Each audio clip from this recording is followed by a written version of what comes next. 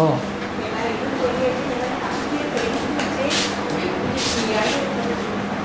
தக்பீர் கட்ட போல மட்டும் எழும்புறீங்க.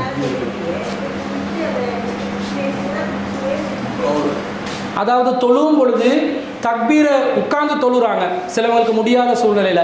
ஆனால் அவங்க தக்பீர் கட்டும் போது எலும்பி என்ன செய்கிறாங்க, நின்று தக்பீரை கட்டிட்டு திரும்ப உட்கார்ந்து கொள்கிறாங்க. இது என்னன்னு கேட்குறாங்க.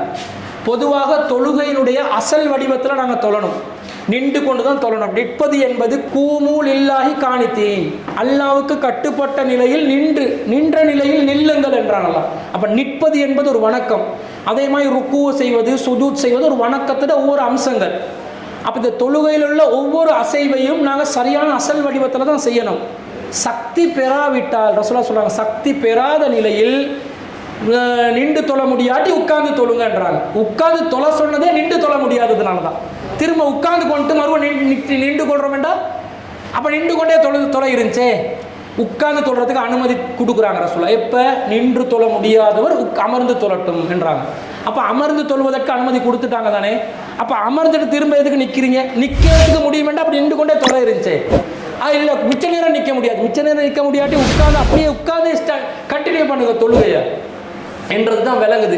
அப்போ ஒவ்வொருத்தர் ஒவ்வொரு ஸ்டைலில் தொழுறாங்க. ஒன்று நின்று தொழணும், நின்று தொழ முடியலையா உட்கார்ந்தே தொழுங்க. உட்கார்ந்து ஒரு கதிரையிலையோ தரையிலையோ உட்கார்ந்து தொழுகை ஆரம்பிங்க. அந்த நேரத்தில் நீங்கள் நிற்கிறதாக அந்த உட்கார்ந்து கொண்டிருக்கிற அந்த நிலையை நினைப்பீங்க.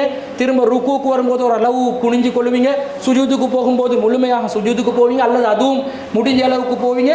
முடிஞ்சதை செய்யுங்க.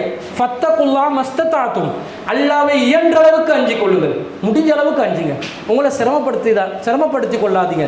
லா யுக்கல்லிஃபுல்லாஹு நஃப்ஸன் இல்லா உஸ்ஸாஹா, எந்த ஒரு ஆத்மாவும் சக்திக்கு மீறி அல்லாஹ் சிரமப்படுத்த மாட்டான். சக்திக்கு மீறி நிற்கிறதும் உட்கார்றதும் குனிகிறதும் என்று நீங்களா அதை குழப்பி அடிச்சு கொள்ள வேணாம். நில்லுங்க, முடியலையா உட்காருங்க, அதுவும் முடியலையா படுத்துட்டாவது மனசால சரி தொழுங்கண்டாங்க சொல்லலாம்.